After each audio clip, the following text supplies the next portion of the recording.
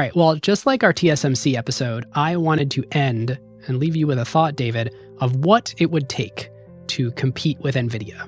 Let's say you could design GPU chips that are just as good, which arguably AMD, Google, and Amazon are doing. You'd of course then need to build up the chip-to-chip networking capabilities like NVLink that very few have.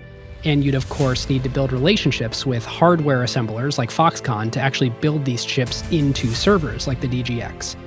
And even if you did all that, you'd need to create server-to-server and rack-to-rack networking capabilities as good as Mellanox, who was the best on the market, with InfiniBand that Nvidia now fully owns and controls, which basically nobody has. And even if you did all that, you'd need to go convince all the customers to buy your thing, which means it would need to be either better or cheaper or both, not just equal to Nvidia. And by a wide margin, too. To this brand, you're not going to get fired for buying Nvidia anytime soon. Like, this is the canonical, you got to be 10x better than Nvidia on this stuff if you're going to convince a CIO.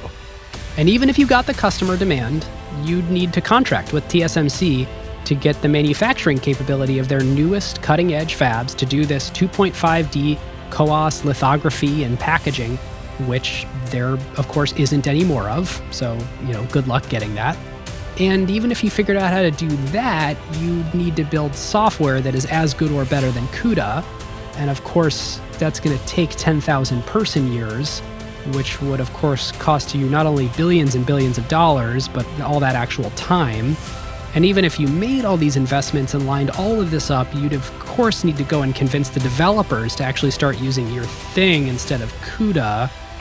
Well, Nvidia also wouldn't be standing still, so you'd have to do all of this in record time to catch up to them and surpass whatever additional capabilities they developed since you started this effort.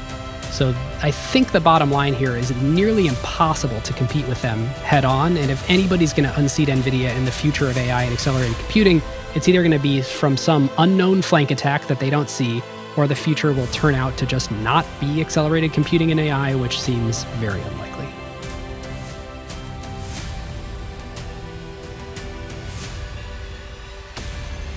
NVIDIA's going to have better networking than you. They're going to have better HBM. They're going to have better process node. They're going to come to market faster. They're going to be able to ramp faster. They're going to have better negotiations with whether it's TSMC or SK Hynix and the memory and silicon side, or all the rack people, or like copper cables, everything. They're going to have better cost efficiency. So you can't just like do the same thing as NVIDIA. You have to really leap forward in some other way. You have to be like 5x better.